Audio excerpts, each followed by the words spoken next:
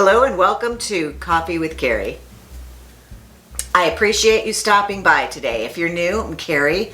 I'm a matchmaker and a dating coach here in the Chicago area, which is why quite a bit of the content here, lots and lots of episodes about dating and new relationships and meeting people. Someone had messaged me last week and asked me, how do I know if we're like dating or if I'm just casually dating this person? Am I on my way to a relationship or what?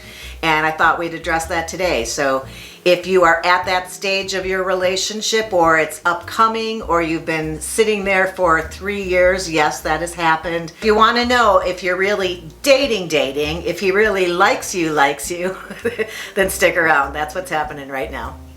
In order to answer this question most accurately, we sort of have to answer some questions. And since we're not talking one-on-one like this with the screen between us on a private call, you'll have to kind of assess where you fit into this scenario. But I would have to ask you first, if we were chatting one-on-one, how busy is your schedule and his? Because I would want to assess whether you truly have time to get together and hang out, and that would make sense when you see how many dates I think you should have in a particular span of time to know if this is on the track and whether that question of where is this going is applicable. Although I don't want you using that question. Please stick around, because do not ask him where is this going. There's a much better way to do that. But I have clients who literally, when I go to plan a date for matchmaking clients, they have their calendar in front of them and it's about a month and a half out until they have free time. And that's going to be another episode altogether, something about having a nice, healthy work-life balance. But if you have time, how often are you seeing each other? Is this at a once-a-week dynamic relationship, or are you seeing each other 2 or 3 times a week, which means you've progressed? Some of these are influenced by whether you're working full-time or if one person is retired.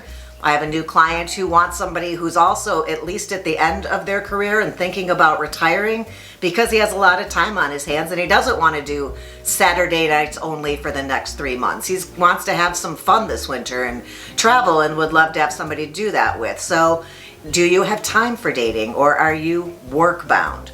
So once you've figured out that this person is making time for you and you do have time to date and you've invested time getting to know this person, the rough numbers I like to deal with are 3 months and 20 dates. That's a generic, but if I were to break that down for you mathematically, which I am loath to do, math is just not my forte. If you're dating once a week for 3 months, which is 3 months or 20 dates, once a week for 3 months, you're only at 10 or 12 dates. And that's not a lot. And seeing somebody one time a week, we have to kind of take that into consideration, that has not progressed to seeing each other more often. On the other hand, if you're seeing each other twice a week, maybe once on Saturday night and making extra time during the week to get together, after 3 months, you will have seen each other 24 times. Totally in the right to be able to ask and ascertain whether this relationship has legs and is going to be building from here. And also, as long as we're doing math, twice a week for 2 months is 16 dates, and you're right about there. So somewhere around those numbers is where I feel that you should probably know where this is heading. And you know how you find out? You ask. But, I do not love the idea of asking somebody, where is this going? It's just put somebody on the spot. We don't know if they've contemplated this. And worst of all is to lead up to that conversation saying, we have to talk about something, or we have to talk, because that is the phrase that scares the bejesus out of fellas. So I think casually in a conversation, you are definitely entitled to your answer. You can ask if you find another way to phrase that. But I have a way that I think would work really, really well. Before we get to that, I did want to point out that if this relationship is not just a casual going out for dinner or bringing a pizza in and a movie, if this relationship has become more physical, if there's intimacy involved in this relationship, some of my numbers may be skewed and this conversation can take place earlier, especially if you want to know that this person is not sleeping with you and other people and vice versa. If you're sleeping together, you have the right to ask for at least physical exclusivity. And I did want to mention here, because we're in our 50s, that the younger people find that that physical intimacy typically happens after about 3.5 dates. That was a survey. That was the average. 3.5 dates and people are moving into a more physical relationship. If you're at that 3 months, you still have every right to ask this question and find out what your trajectory is in this relationship. And if you've been seeing each other 2 or 3 times a week, just got to feel it out, do what you think is right. But here is what I really would prefer for you to say rather than asking that question straight out. So here it is. You haven't said, let's have we need to talk. You haven't said, where is this going? How long are we going to be here without making a commitment?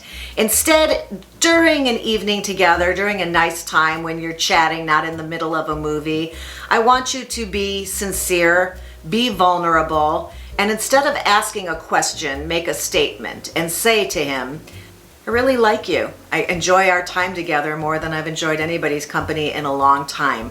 But I'm just concerned that I don't want to allow my heart to get more invested if this isn't going anywhere. And leave it there. Just set it down right there, be quiet, and see what he says. If he's any kind of mensch is a Yiddish word, and it just means a person, a real person with heart. And if he's any kind of a mensch, he's going to answer your question that wasn't even a question and let you know that he was thinking about it, or that he's not seeing anybody else, or that he's deleted his dating apps 2 months ago when he first met you. But I feel that not asking and instead just setting him up for an answer would be ideal. And that way you weren't putting any pressure on anybody to make a commitment or be exclusive. You were just saying you felt a little strange committing even more with your heart if things weren't leading in a certain direction or you weren't heading towards some type of a commitment. And that's totally fair. I hope you found that helpful and or interesting. If you did, please give the episode a thumbs up. And as long as you're there, maybe hit that ring bell, subscribe. You're notified every time I upload a new episode. That would be swell. Then we could hang out again sometime soon. Appreciate you being here today. And until the next time, have a good one. Whether this relationship totally in the right to be